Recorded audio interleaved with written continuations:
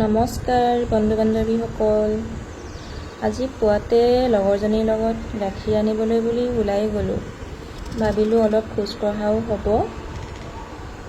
কিন্তু আহি পাই দেখিলোঁ মানুহ ঘৰত কোনোৱে উঠা নাই। গৰমৰ কাৰণে চাগে এনেকৈ বাহিৰতে শুই আছে নে কি নাজানো বাৰু।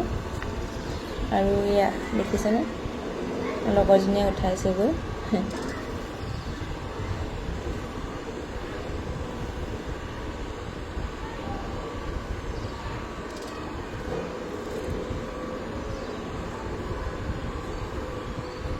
উঠিলে বাৰু,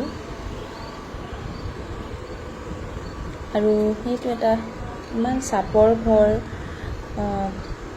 গৰম উঠে চাগে নাজানো বাৰু কেনেকৈ থাকে।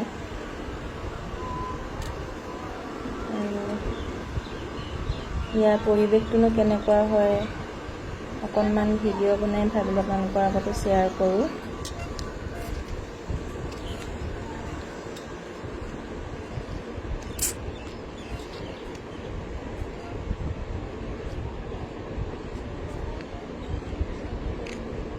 আগে পিছে ভিডিঅ' বনোৱাৰ কোনো অভিজ্ঞতা নাই, কথা ক'বও নাজানো বাৰু, কথা কোৱাৰো কোনো অভিজ্ঞতা নাই।